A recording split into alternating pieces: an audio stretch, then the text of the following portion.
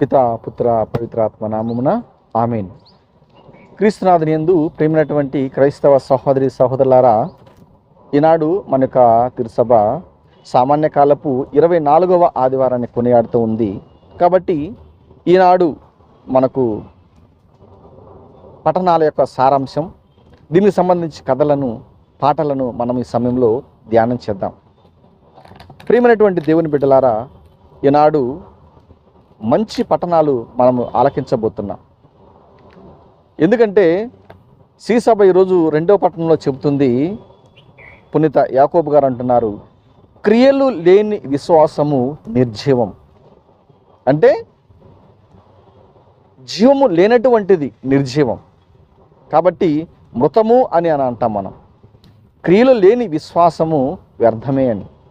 కాబట్టి ఈ రోజున మొట్టమొదటి పఠనం యెషయా గ్రంథం 50వ అధ్యాయము 5వ వచనం నుంచి 9వ వరకు మనం ధ్యానం చేస్తే, నన్ను మోదు వారికి నేను నా వీపును అప్పగించితిని, వారు నా వెంట్రుకలు లాగివేయుచుండగా నేను ఊరకుంటిని, నా ముఖం మీద ఉమ్మి వేసి అవమానించు వారికి నా ముఖమును దాచుకొని ఉంచలేదు అని అక్కడ మనం వింటాం.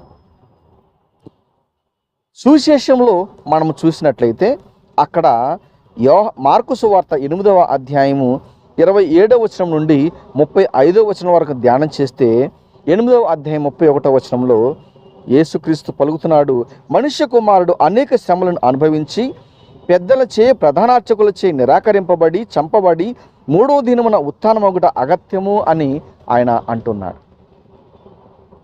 క్రియలు లేని విశ్వాసము నిర్జీవమే అన్నట్లుగా, క్రియలు లేకపోతే పని జరగదు. మనం ఒకటి చెప్పి చేయకపోతే బాగాదు. కాబట్టి అందుకోసమనే మొట్టమొదటి పట్టణంలో నన్ను మోదు వారికి నా వీపును అప్పగించితిని అని, నా వెంట్రుకలు లాగివేయుచుండగా నేను ఊరకుంటినని ఎవరి గురించి చెప్పారో మనందరికీ తెలుసు. ప్రభువైన క్రీస్తు గురించినటువంటి మాటలు ఇవి. ఆ తర్వాత అదేవిధంగా మనుష్య కుమారుడు అనేక శ్రమలు అనుభవించి పెద్దలచే ప్రధాన అర్చకులచే నిరాకరింపబడి చంపబడి ఇవన్నీ జరిగినవి క్రీస్తులో.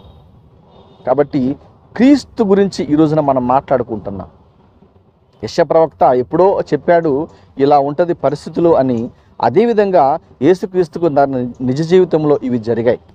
కాబట్టి సువిశేష గ్రంథంలో చాలా భాగాలు మనకి ఈరోజు వివరించుకోవడానికి ఉన్నాయి, కానీ మనము కొంత మటుకి మనం ధ్యానం చేద్దాం.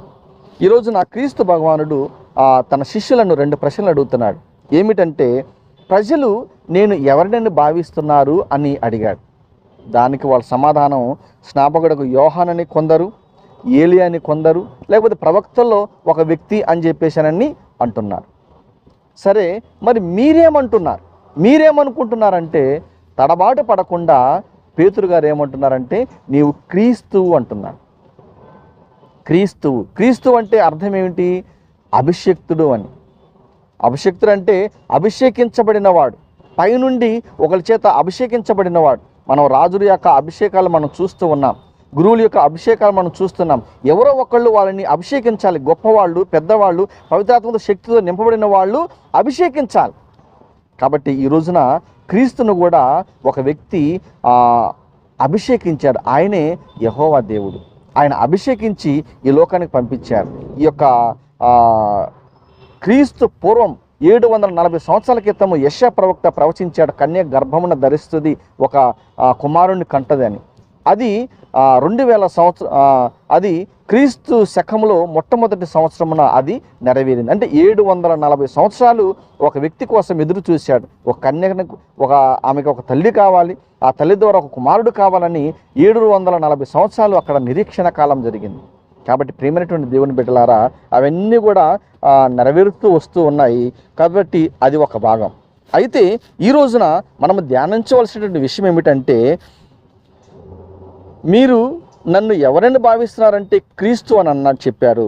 కాబట్టి ఈ రోజున మనము ధ్యానించేటువంటి అంశం ఏమిటంటే,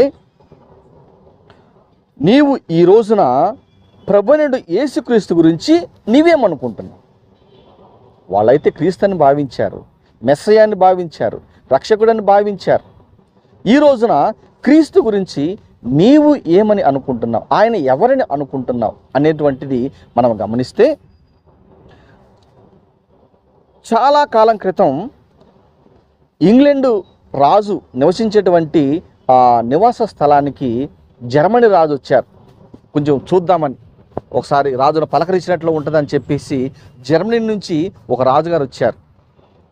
ఆయన వచ్చి ఆయనతో కొంతసేపు మాట్లాడిన తర్వాత కొంచెం అట్లా ముందుకు వెళ్ళి అక్కడ చూస్తుంటే అక్కడ కొన్ని ఫోటోలు కనిపించాయి.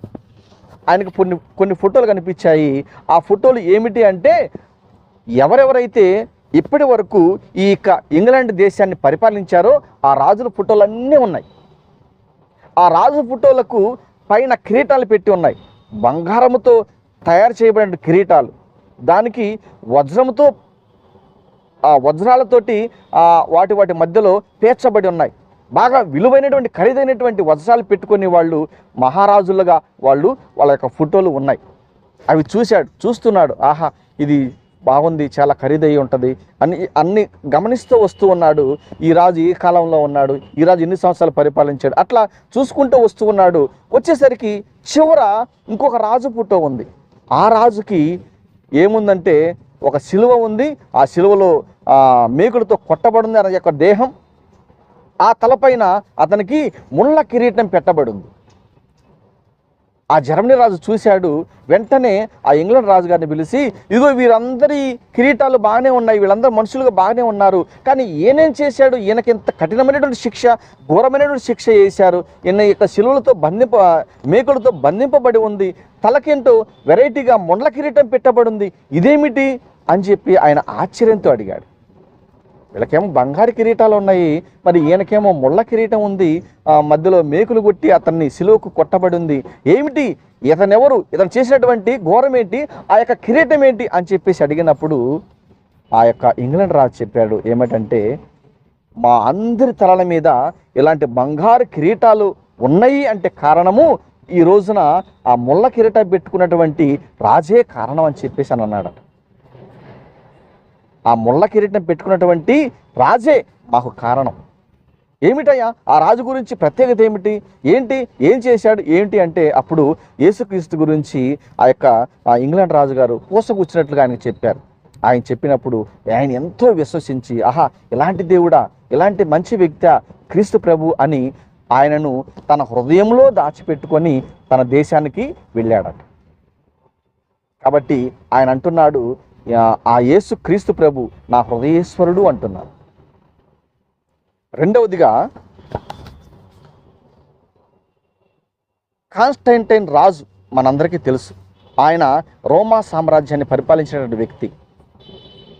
ఆయన క్రీస్తు పూర్వం 300 ఆ ప్రాంతంలో, ఆయన క్రీస్తు శకంలో 300 సంవత్సరాల ప్రాయంలో, ఆయన సంవత్సరాల క్రితం ఆయన పరిపాలించినటువంటి వ్యక్తి. ఆయనకు యుద్ధం అంటే చాలా ఇష్టం, యుద్ధాలు చేయాలి, రాజ్యాలను నేను ఆక్రమించుకోవాలి అనేటువంటి ప్రీతి ఆయనకు. అయితే ఆయన రాజ్యాన్ని పరిపాలించేటువంటి సమయంలో మార్కండేయుని అనే ఒక చక్రవర్తి రోమా సామ్రాజ్యం మీదకు యుద్ధానికి వచ్చాడు. యుద్ధానికి వచ్చిన తర్వాత అప్పుడు కాన్స్టంటైన్ రాజు వారి యొక్క సైన్యము ఓడిపోయింది, బలహీనపడిపోయారు. ఆ సమయంలో ఆ రాజుగారికి చాలా బాధేసి చింతాక్రాంతుడై ఏమి చేయాలో అర్థం కాని పరిస్థితి వచ్చి సోఫాలో కూర్చొని బాధపడుతూ ఉన్నాడు. ఏమిటి, నేను రాజ్యాలను జయించాలనుకున్నాను, ఇలా జరిగింది, నా యొక్క శిష్యులు ఏంటి ఓడిపోయారు, ఎందుకని యుద్ధం చేయలేకపోయారు ఏంది అని చెప్పేసానని చింతాకాంతుడై ఆయన బాధపడుతూ ఉన్నాడు. బాధపడుతుంటూ ఆకాశంకి వెళ్ళి ఇట్లా చూస్తా, ఏమిటి ఇలా జరిగిందని చెప్పి ఆలోచనలో పడిపోయాడు. అలాంటి ఆలోచనలో పడిపోయినప్పుడు ఆయనకు ఆకాశంలో ఒక పెద్ద సిలువ కనపడిందట. ఒక పెద్ద సిలువ కనపడి సిలువ జెండాలు కూడా కొన్ని కనపడ్డాయట.